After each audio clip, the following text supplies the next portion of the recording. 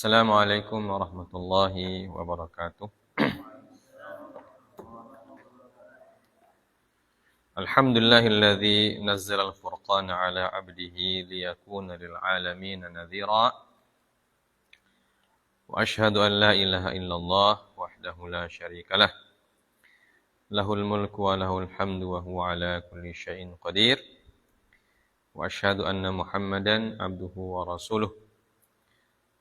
Wa ala alihi wa asyhadu anna Muhammadan 'abduhu wa rasuluh la nabiyya wa la rasula ba'dah.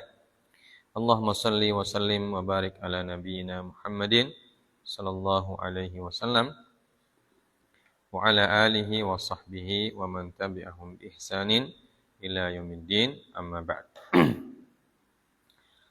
Rabbi shrah li sadri wa yassir li amri wahlul 'uqdatam min lisani yafqahu qawli. Allahumma rabbana zidna ilman warzuqna fahma. Segala puji dan puja serta syukur kita panjatkan kehadirat Allah Subhanahu wa taala.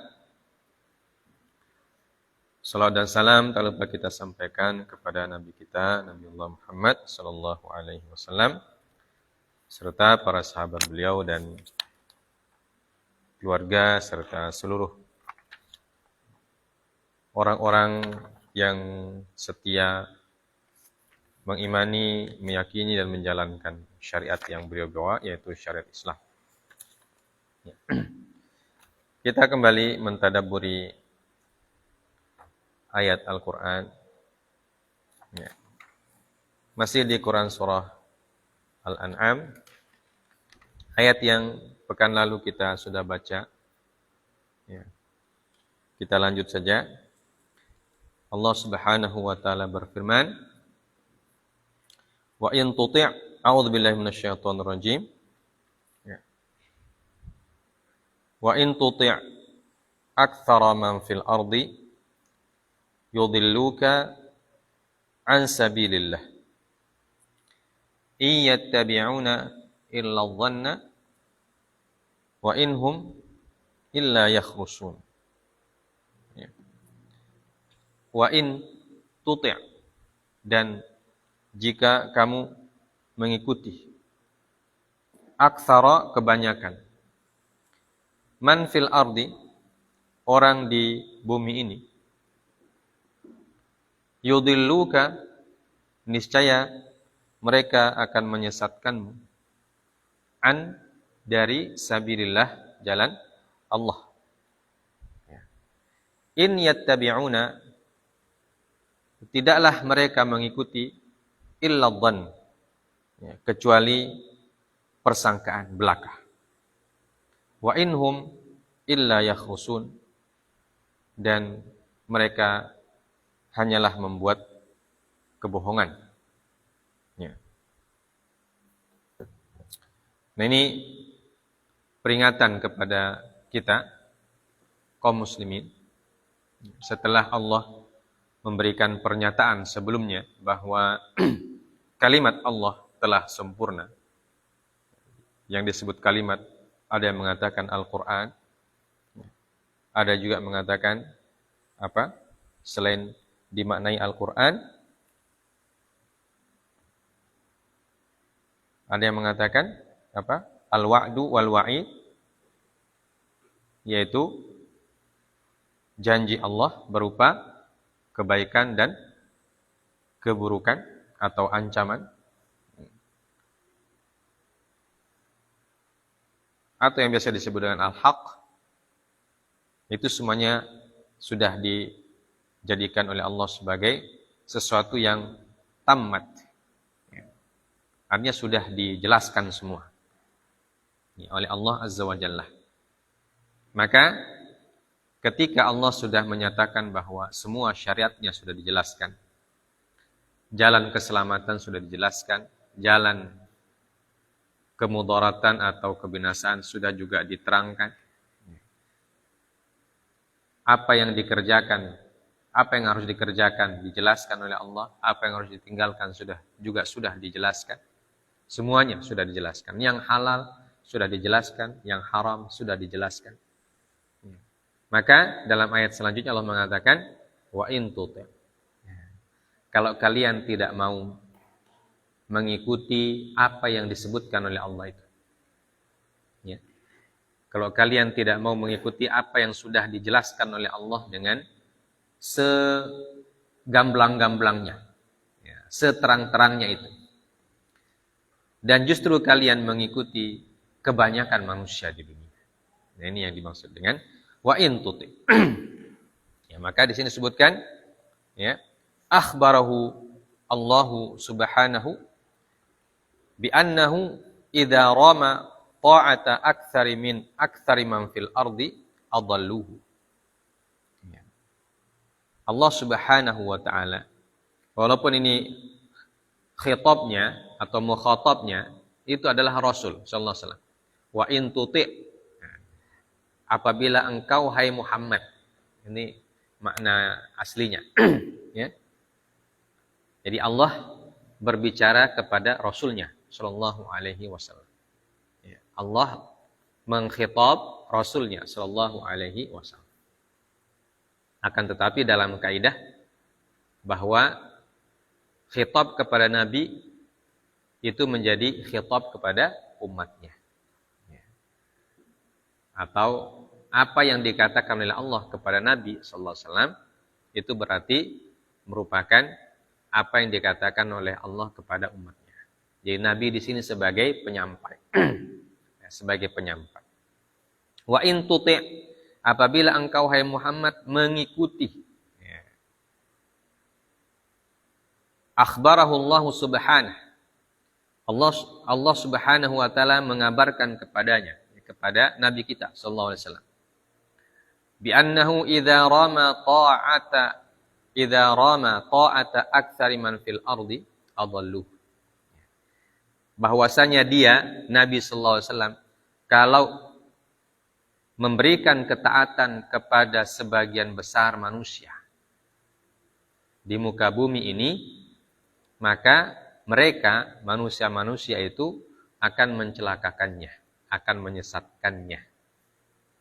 Yang disebutkan dalam salah satu tafsirnya, kenapa ayat ini disebutkan oleh Allah Azza wa Jalla, yang disebut orang yang ada di muka bumi ini untuk Nabi sallallahu alaihi wasallam adalah orang-orang kafir Quraisy pada zaman itu. Ya. Karena jumlah mereka lebih banyak. Ya, jumlah orang kafir Quraisy dibandingkan dengan pengikutnya Nabi, ya tentu lebih banyak mereka. Ya. Maka Allah mengatakan kepada Nabi, kalau kamu ikuti itu orang kebanyakan, artinya kaum kafir Quraisy yang jumlahnya banyak itu. Ya. Itu salah satu maksud dari ayatnya. Ya. Kenapa? Li'annal haqqa la yakunu illa biyadil aqallin. Wa hum at-ta'ifah allati la tazalu 'alal haqqi wa la yadurruha khilafu man yukhalifuha. Ya. Kenapa? Kenapa yang diikuti bukan orang kebanyakan? Karena al-haq la yakunu illa biyadil aqalli. Karena kebenaran tidak akan kebenaran itu ada di pihak yang lebih sedikit atau minoritas. Artinya Nabi yang bersama sahabat yang minoritas ketika itu mereka ada dalam kebenaran. Karena mereka mengikuti wahyu Allah Azza wa Jalla, sedangkan orang musyrikin ya, itu mereka menyembah dan mempersekutukan Allah Azza wa Jalla dan jumlah mereka lebih banyak. Jadi kebenaran ada pada Rasulullah dan orang-orang yang bersama beliau. Ya. Maka Allah Azza wa Jalla mengatakan kamu harus harus mempertahankan apa yang kamu punya. Ya. Yaitu al-haq. Ya. Tidak perlu tidak perlu dibujuk atau dirayu untuk mengikuti orang yang lebih banyak. Karena mereka jelas dalam kesesatan. Jadi Allah Subhanahu wa taala ingin menegaskan kepada Nabi SAW bahwa apa yang kau miliki itulah yang benar. Karena itulah agama Allah Subhanahu wa taala. Ya, itulah petunjuk dari Allah Azza wa Jalla. Ya. Dan itulah kitab Allah Azza wa Jalla, yaitu Al-Quran yang diturunkan kepada kamu, hai Muhammad, maka kamu harus yakin. Maka dalam ayat yang di atas disebutkan fala takunanna minal mumtarin. Ya. Janganlah kamu menjadi bagian dari orang-orang yang ragu. Ya. Orang-orang yang ragu. Kenapa kita kok jumlahnya sedikit? Ya. Nah, biasa ada yang berprasangka kalau jumlah kita sedikit, kayaknya bukan kita yang benar ini. Ya. Kayaknya orang lain yang benar. Karena kita sedikit. Kalau kita benar, akan diikuti oleh banyak orang. Nah, itu biasanya persangka. Maka Allah mengatakan tidak. Ya. Yang kau punya itulah yang benar. Ya. Karena itulah yang diwahyukan oleh Allah Subhanahu wa taala kepadamu. Dan jangan tergoda. Tergoda ingin mengikuti orang kafir Quraisy yang jumlahnya lebih banyak. Karena apa? Karena mereka tidak benar walaupun jumlahnya banyak. Karena mereka mempersekutukan Allah, menyembah berhala, ya, melakukan perbuatan mungkar, ya, perzinahan, dan lain sebagainya. Itu semua kemungkaran. Dan itu yang menjadi tradisi mereka. Maka kalau kamu ikut sama mereka, kamu yang tersesat. Dan mereka menyesatkan kamu kalau kamu ikut sama mereka. Maka kata Allah, kamu jangan ikut. Ya. Jangan ikut kesan. Ya. Jadi istiqomah di jalan yang kamu punya sekarang. Ya. Wahumut ta'ifa allati la tazalu 'alal haqqi wa la yadurha khilafu man yukhalifuha. Dan ta'ifa ini atau kelompok yang lebih sedikit ini, kata para ulama tafsir termasuk Imam Asy-Syaukani, beliau mengatakan bahwa kelompok ini akan senantiasa ada di atas kebenaran. Ya. Dan mereka tidak akan bergeser dari kebenaran itu, walaupun banyak orang yang tidak sepakat dengan mereka. Ya. Jadi dari sini kita mendapatkan pelajaran bahwa yang kita ikuti itu adalah kebenarannya, ya, dan bukan jumlah orangnya. Paham ya? Yang menjadi dasar kita mengikuti orang adalah orang itu benar atau salah. Kalau dia berada di atas kebenaran, maka kita ikut. Walaupun jumlahnya lebih sedikit daripada orang yang lain. Dan tentu ukuran kebenaran dalam agama kita, ukurannya adalah Al-Quran dan Sunnah Nabi Sallallahu Alaihi Wasallam. Al-haqqu min rabbika, kata Allah dalam Quran surah Al-Baqarah. Al-haqqu min rabbika fala takunanna minal mumtarin. Al-haq itu adalah apa yang datang dari Tuhanmu. Maka jangan menjadi orang-orang yang ragu. Jadi kalau ada orang yang mengajarkan Al-Quran dan mengajarkan hadis Nabi SAW dan mengajak orang untuk menjalankan Al-Quran dan hadis Nabi, maka tidak usah ragu. Nah, itulah yang benar. Ya. Karena kebenaran dalam Islam ukurannya itu. Ya. Jadi ukurannya adalah dia sesuai dengan firman Allah ataukah tidak.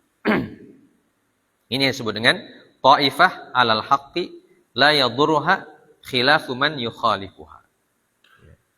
Bahwa orang-orang seperti ini akan senantiasa ada sampai hari kiamat.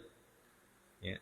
Sampai hari kiamat orang yang istiqomah di jalan Allah itu pasti ada. Walaupun jumlah mereka lebih sedikit daripada orang yang menyelisihi Allah Azza wa Jalla. Tapi itu tidak membuat mereka terpengaruh. Ya. Tidak membuat mereka goyah. Ya, maka di sini kita diperintahkan oleh Allah untuk istiqamah. Itulah yang disebut istiqamah. Istiqamah itu artinya tidak goyah dari jalan kebenaran, tidak bergeser dari jalan kebenaran. Ya. Walaupun berbagai macam cobaan datang, ya. Ada yang menggoda, ada yang memaksa, ya. Bahkan ada yang mengancam. Ya. Tapi la yadur, ya, tidak akan membuat mereka bergeser. Itu orang yang ada dalam kebenaran. Ya. Jadi kalau kita ikut Al-Quran dan hadis Nabi SAW, maka tidak usah khawatir. Ya. Kita harus pertahankan itu, walaupun nanti jumlah kita mungkin lebih sedikit daripada orang lain, daripada orang yang mengingkari Allah. Dan dalam fakta sejarahnya, orang yang beriman itu selalu lebih sedikit daripada orang yang tidak beriman. Ya. Di semua zaman, dari zaman Nabi Nuh, ya, dari zaman Nabi Nuh sampai zaman Nabi Muhammad sallallahu alaihi wasallam, yang beriman lebih sedikit daripada yang tidak beriman. Ya. Zaman Nabi Nuh, yang beriman ya cuma yang ada di atas kapal itu saja. Ya kan? Yang lainnya ingkar semua. Begitu juga di zaman Nabi yang lain. Zaman Nabi Isa juga demikian. Zaman Nabi Musa juga demikian. Ya, itu fakta sejarah. Bahwa orang yang beriman kepada Allah jumlahnya lebih sedikit daripada orang yang ingkar kepada Allah. Sampai sekarang.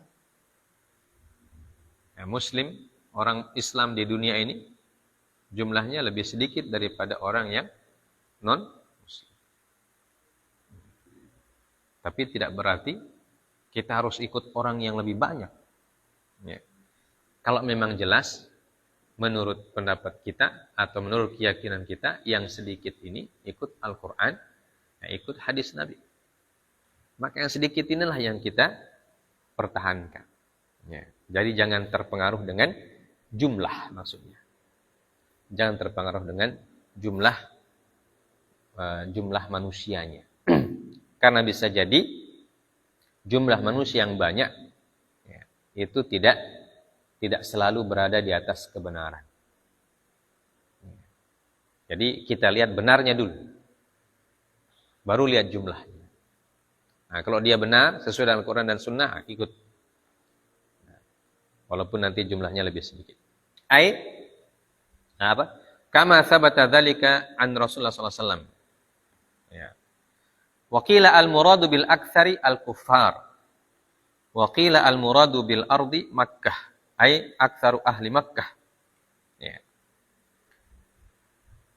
Sebagaimana disebutkan dalam hadis Nabi sallallahu alaihi wasallam, itu tentang mengikuti tentang taifah yang dalam hadis Rasulullah mengatakan la tazalu taifatun min ummati, ya, 'alal haqq la yadurruhum man khalafahum.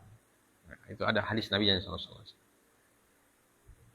Jadi Rasulullah mengatakan bahwa pasti akan ada umatku, dari umatku ini taifah. Ada taifah, sekelompok, yaitu umat Nabi Muhammad sallallahu alaihi wasallam. Zahirina 'alal haqq. Mereka akan senantiasa berada di atas kebenaran. La yadurruhum man khadzalahum. Mereka tidak akan tidak akan bergeser dari kebenaran itu, walaupun mereka dicerca, dihina, direndahkan. Mereka tidak akan bergeser. Itu disebutkan dalam hadis Nabi sallallahu alaihi wasallam. Ini disebut dengan taifah. Kemudian beliau mengatakan al-muradu bil aktsar al-kuffar, dan al-ardi al-muradu biha Makkah. Ya. Jadi aktsara man fil ardi, aktsara man itu artinya orang-orang kufar. Artinya kamu tidak boleh mengikuti orang-orang kafir. fil ardi ay fi Makkah, ya, dalam fakta sejarahnya ketika itu, ya. Jadi Nabi sallallahu alaihi wasallam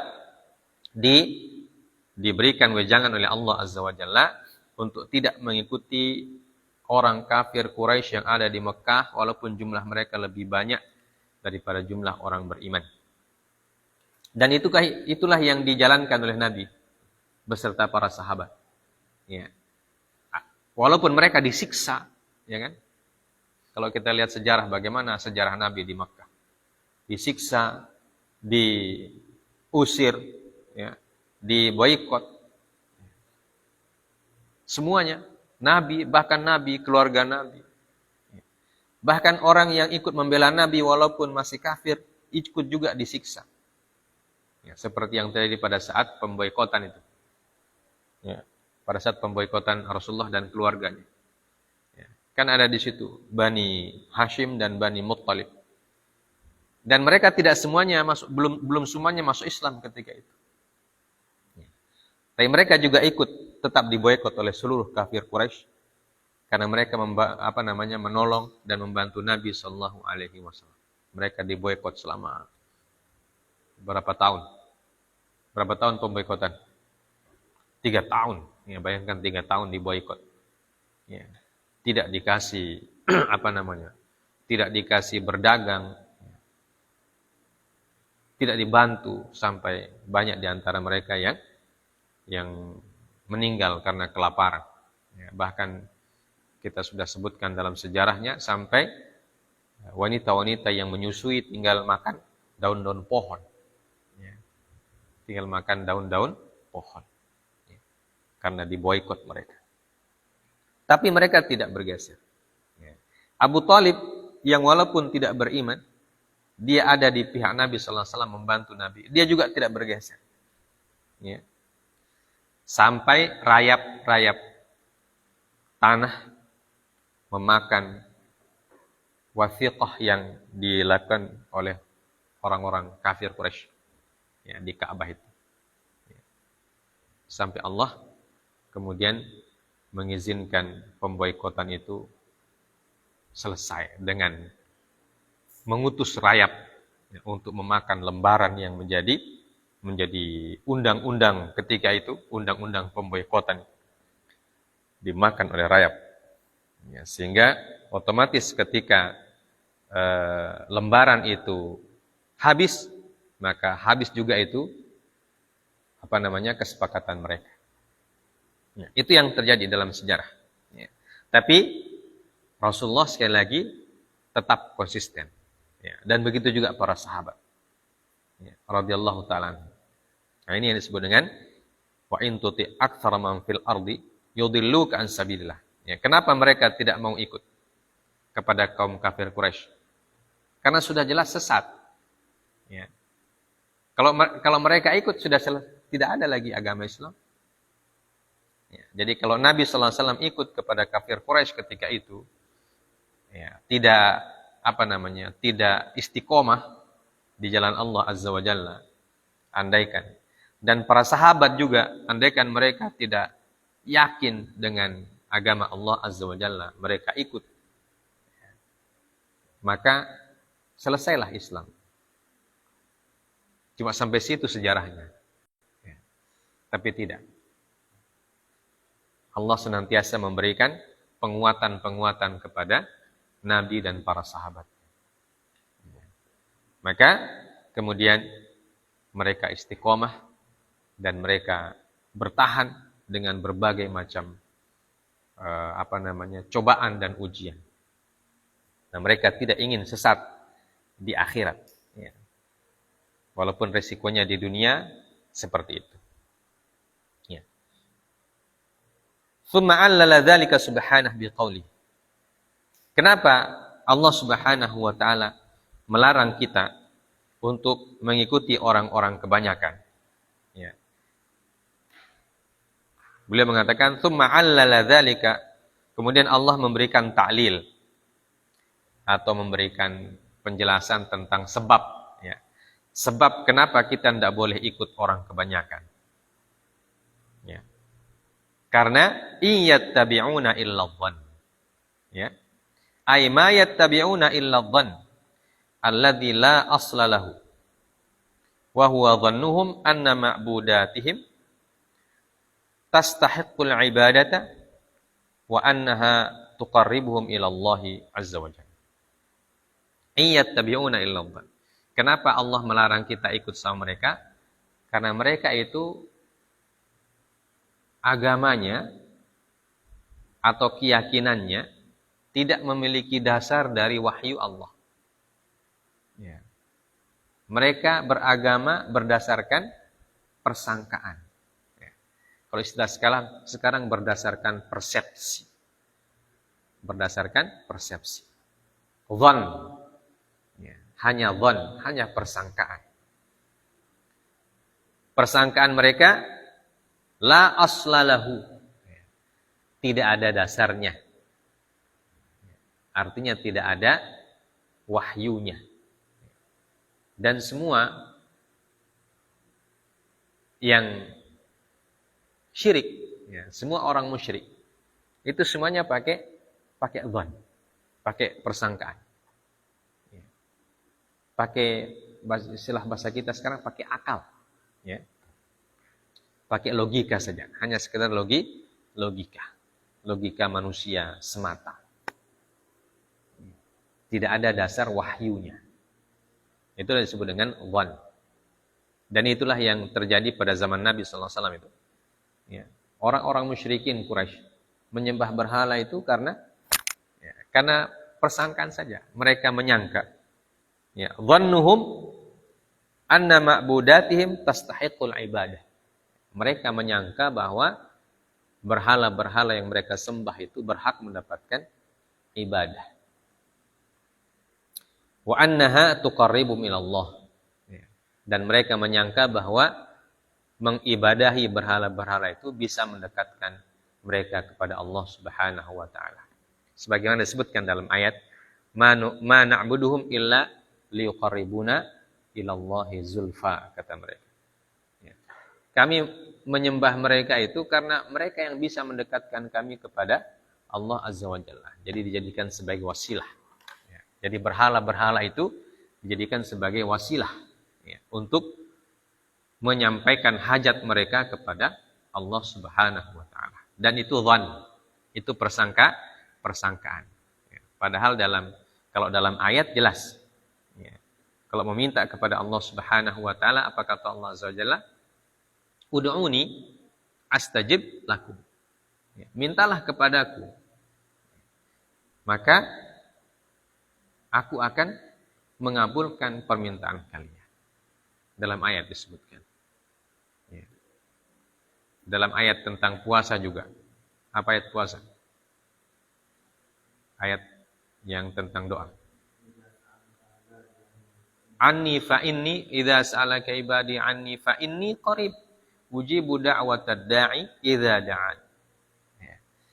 Kalau hamba-hambaku bertanya kepadamu, hai Muhammad, tentang aku, kata Allah, maka jelaskan bahwa aku dekat kepada mereka. Ujibu da'watad da'i idza da'an. Aku akan menjawab semua doa-doa hamba-hambaku apabila mereka memohon kepada. Jadi kalau dalam Al-Quran ketika kita berdoa langsung kepada Allah. Ya. Tidak perlu pakai berhala. Ya. Tidak perlu pakai wasilah berhala. Ya. Dan berhala itu pada zaman itu berbagai macam bentuk. Ya. Ada yang dari batu, ada yang dari tanah, ada yang dari kayu, dan lain sebagainya. Ya. Ada juga berhala yang tidak berbentuk. Ya. Tidak berbentuk berhala. Tapi mereka meyakini itu seperti kekuatan-kekuatan gaib. Ya, itu bagian dari berhala juga. Maka itu semua tidak dibolehkan. Ya. Karena itu semuanya dhann, semuanya persangkaan. Tidak sesuai dengan wahyu Allah Azza wa Jalla. Tidak sesuai dengan Al-Quran. Ya, karena Al-Quran menyuruh kita untuk beribadah, meminta, berdoa, memohon langsung kepada Allah.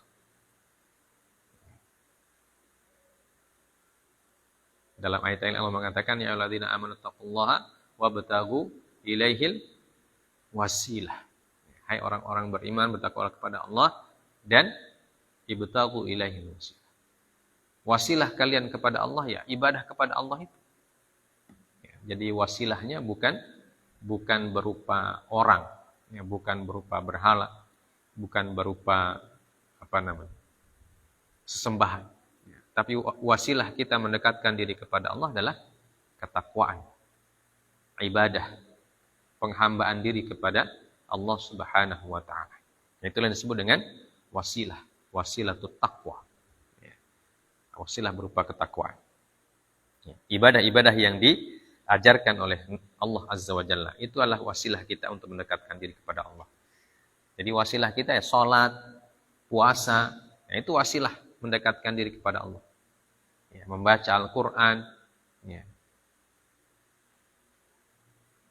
bersedekah, ya. Semua jenis ketakwaan, semua jenis amal soleh itu adalah wasilah kita mendekatkan diri kepada Allah Subhanahu wa taala. Ya. Tanpa harus mencari wasilah yang lain. Ya. Iyattabi'una illa dhann wa inhum illa yakhrusun. Ya. Wa ma hum illa yakhrusun ay yuhaddisun wa yuqaddirun, ya. Wa aslul khirs al-qata', ya, dan seterusnya. Dan apa yang mereka sangka itu semuanya adalah kebohongan belaka. Ya. Yuqaddirun. Yuqaddir itu apa? Takdir. Bahasa kita sekarang persepsi, ya. Jadi hanya persepsi saja atau asumsi. Ya. Asumsi. Asumsi itu adalah sesuatu yang tidak ada buktinya atau tidak nyata. Namanya asumsi. Ya. Bisa benar, bisa tidak.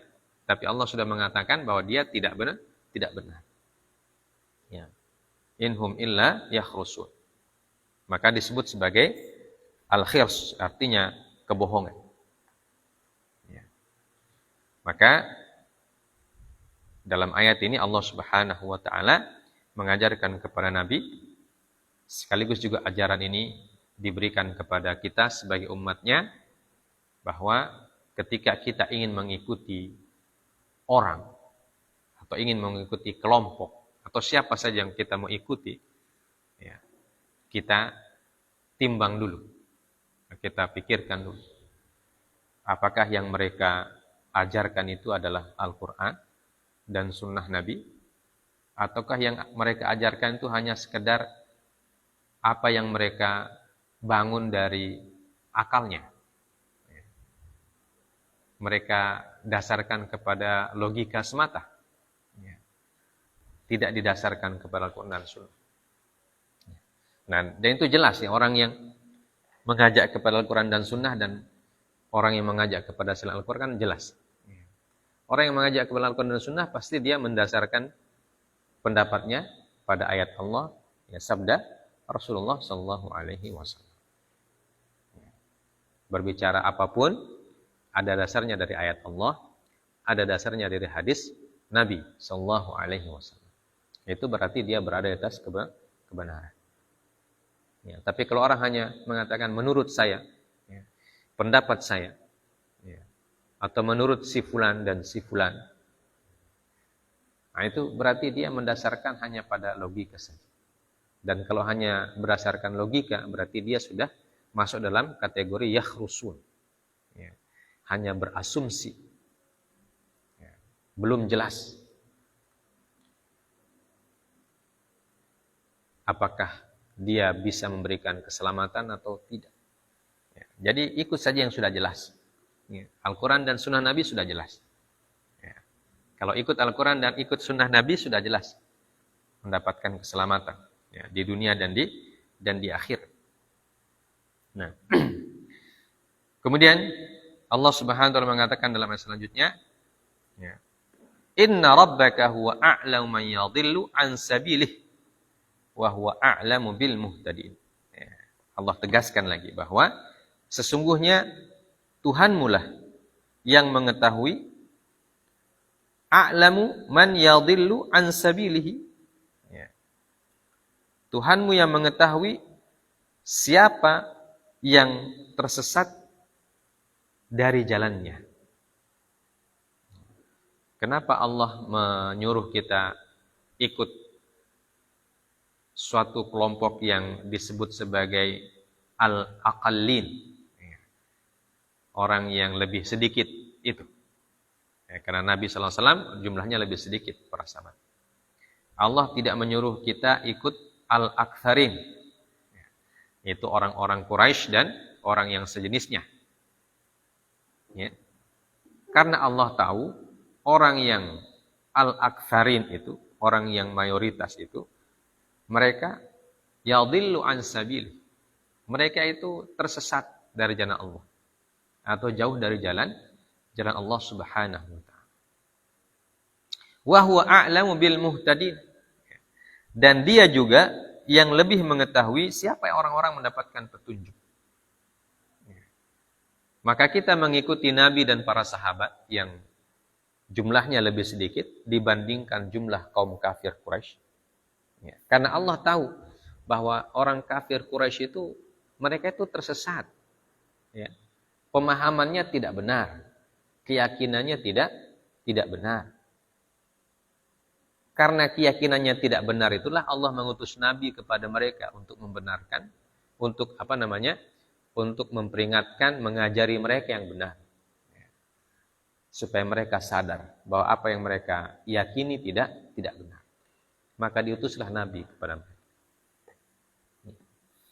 Dan Allah mengetahui siapa yang mendapatkan petunjuk, yaitu para Nabi SAW dan para sahabat. Mereka itu yang mendapatkan petunjuk. Walaupun jumlah mereka lebih sedikit dari sisi jumlah, ya, jumlah penduduknya atau jumlah orangnya. Nabi dan para sahabat lebih sedikit. Ya, dari awal sampai akhir beliau wafat, jumlah Nabi dan jumlah sahabat Nabi sedikit sekali. Ya. Tapi mereka lah orang yang mendapatkan petunjuk. Maka kita harus mengikuti yang mendapatkan petunjuk itu. Jangan mengikuti orang-orang Quraisy, kafir Quraisy, musyrik Quraisy dan orang yang sejenisnya. Ya. Karena mereka tidak mendapatkan petunjuk. Mereka bertahan dengan kesesatannya. Walaupun sudah dikasih ingat, sudah sudah diajak, ya, sudah didakwahi, mereka tetap berada di atas kesyirikannya. Ya, maka mereka itu tidak mendapatkan petunjuk. Ya. Karena mereka tidak mau menerima petunjuk. Ya, orang Quraisy kan tidak mau menerima petunjuk. Padahal sudah didakwahi oleh Nabi SAW. Ya. Dan siapapun yang tidak mau menerima petunjuk, ya, posisinya sama dengan posisinya orang Quraisy. Posisinya orang musyrik Quraisy. Orang yang tidak mau mendapatkan, orang yang tidak mau menerima petunjuk Allah Azza wa Jalla. Itulah yang nanti disebutkan dalam ayat setelahnya, faman yuridillahu ayyahdiyahu yashrah sadrahu lil Islam. Ya, nanti ayat keberapa ini? Setelahnya, ya. Ayat ke-100 berapa itu? 95 atau 125. Sudah tidak kelihatan ini ayat. Ya. Kita center dulu ini. 125, ya. Tidak kelihatan, mata sorabun.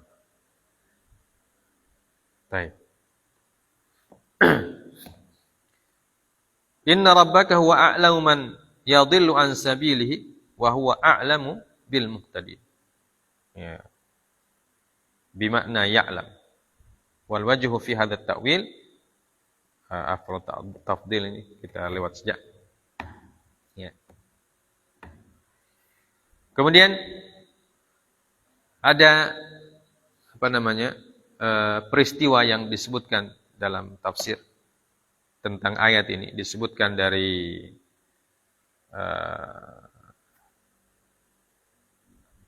disebutkan oleh Imam Ibnu Abi Hatim dari Abil Yaman Amir bin Abdullah berkata, dakhala Rasulullah sallallahu alaihi wasallam al-Masjidil Haram yauma fath Makkah wa ma'ahu mikhsaratun wa likulli qaumin sanamun ya'budunahu faja'ala ya'tiha sanaman wa yat'anu fi sadri sanami bi'asa thumma ya'qiruhu fakullama ta'ana sanaman atba'ahu darban bil qausi hatta yukassiruhu wa yatrahuhu kharijan minal masjid. Wan Nabi sallallahu alaihi wasallam yaqul wa tammat kalimatu rabbika sidqan wa adla la mubaddila li kalimatihi wa huwas samiul alim. Jadi dikisahkan sebuah peristiwa atau diriwayatkan sebuah peristiwa yang terjadi pada saat Fathu Makkah. Ya. Ketika Rasulullah sallallahu alaihi wasallam masuk ke Masjid Haram. Ya. Masjidil Haram dulu belum seperti sekarang. Ya. Masjidil Haram itu dulu kompleks, ya, kompleks peribadatan. Ya. Jadi yang dibangun oleh Nabi Ibrahim itu cuma Ka'bah itu. Ya. Masjid yang ada sekarang itu dulu kampung. Ya. Jadi kalau orang disebut masuk Masjidil Haram berarti masuk ke area dalam Ka'bah, area Ka'bah itu. Dan di Ka'bah itulah mereka menyimpan patung-patungnya. Ya. Ini terjadi pada saat Fathu Makkah. Rasulullah SAW disebutkan masuk ke Masjidil Haram yauma fath wa ma'ahu mikhsarah. Ya. Mikhsarah itu seperti alat pemukul. Bahasa kita apa? Martelu besar itu. Hah? Apa namanya? Palu besar itu. Nah, begitulah. Beliau bawa ke dalam. Ya. Dan beliau mendapatkan likulli qaumin sanamun ya'buduna. Pada saat itu, setiap kaum dari orang-orang Arab itu meletakkan patung di Masjidil Haram untuk mereka sembah. Makanya Ka'bah itu dulu dikelilingi patung-patung. Ada yang mengatakan sampai 360 patung. Ya. Dari patung yang kecil, besar, sedang, macam-macam. Dan itu disimpan oleh siapa? Masing-masing kaum, masing-masing suku punya patung sendiri-sendiri. Ya. Dan ketika Fathu Makkah, Rasulullah SAW menaklukkan kota Mekah. Dan yang pertama-tama beliau lakukan, beliau ketika tiba di Mekah langsung pergi ke Masjidil Haram. Ya, apa yang beliau lakukan? Faja'ala ya'tiha sanaman wa yat'anu fi sadri sanami bi'asan thumma ya'qiruhu. Ya. Jadi pertama-tama yang beliau lakukan adalah datang ke Ka'bah, kemudian beliau memusnahkan itu patung-patung. Ya. Beliau suruh para sahabat untuk memenggal patung-patung tersebut untuk dihancurkan. Ya, maka para sahabat kemudian melaksanakan perintah Rasulullah SAW. Ada yang menghancurkan Ka'bah itu dengan tongkat, ya. Ada yang dengan kaus itu apa? Busur, ya, busur panah. Ya. Ada yang dengan pedang, pokoknya macam-macam. Alat yang mereka bawa itulah yang mereka gunakan untuk menghancurkan patung itu. Ya. Dan dibuang, patungnya dibuang. Ya. Kemudian Nabi mengatakan, wa tammat kalimatu rabbika sidqan wa adla. Ya, la mubaddila li kalimatihi wa huwas samiul alim. Ya, dan sungguh telah sempurna, ya, kalimat Tuhanmu sidqan wa adla. La mubaddila li kalimatihi. Tidak akan ada orang yang bisa merubah, ya, kalimat Allah Azza wa Jalla, dan dialah yang maha mendengar lagi maha mengetahui. Ini ayat yang dibaca oleh Nabi SAW ketika menghancurkan patung-patung yang ada di sekitar Ka'bah, yang jumlahnya 360 atau lebih itu. Dan didampingi oleh para sahabat. Setelah patung-patung itu dihancurkan semua, kemudian Nabi SAW memerintahkan Bilal bin Rabah untuk mengumandangkan azan. Ya. Itulah yang disebutkan dalam Quran surah An-Nasr, idza jaa nasrullahi wal fath. Apabila telah datang pertolongan Allah dan kemenangan. Wa ra'aitan nasa yadkhuluna fi dinillahi afwaja. Kamu akan menyaksikan manusia masuk ke dalam agama Islam secara berkelompok-kelompok. Jadi setelah dihancurkan patung-patungnya oleh Nabi, dikumandangkan azan oleh Bilal bin Rabah, kemudian Rasulullah SAW salat di Masjidil Haram. Setelah itu baru datang orang-orang Quraisy, kafir Quraisy yang selama ini menjadi musuh Nabi SAW. Datang satu persatu, ada yang berkelompok, ada yang dengan keluarganya, masuk Islam dan bersyahadat di hadapan Nabi SAW. Nah, mulai saat itu Mekah menjadi steril dari berhala.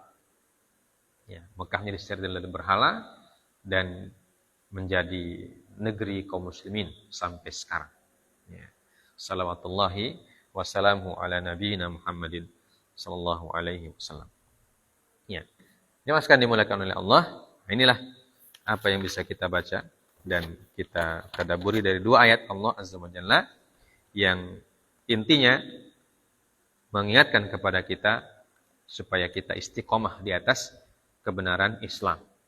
Kita yakin dengan kebenaran Islam, kita yakin dengan Al-Quran dan hadis Nabi, ajaran Nabi SAW, dan kita tidak boleh goyah, dan tidak boleh tergoda dengan iming-iming apapun dari orang yang ingin menyesatkan kita.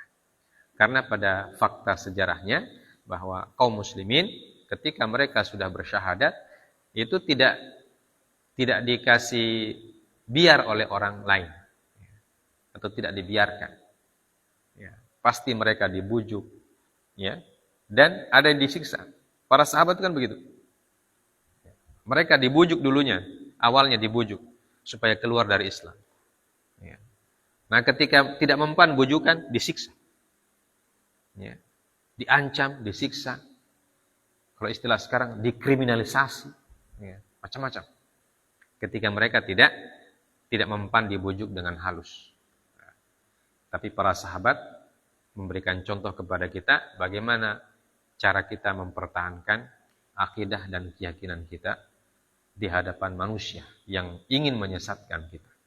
Maka ayat ini memberikan kita pelajaran supaya kita istiqomah, yakin dengan agama kita, yakin dengan iman dan akidah kita, jangan sampai terbujuk, apalagi sampai terintimidasi. Andaikan kita jadi korban, maka itu adalah konsekuensi dari akidah. Dan Allah Subhanahu wa taala akan memberikan pahala yang besar, yaitu pahala syahadah. Ketika kita mempertahankan keyakinan, kemudian kita zalimi oleh orang lain, maka Allah akan memberikan balasannya. Semoga kita tambah yakin dengan dengan syariat Allah, dengan Al-Quran, dengan sunnah Nabi, ketika kita membaca ayat-ayat seperti ini. Kita tutup karena sudah isya.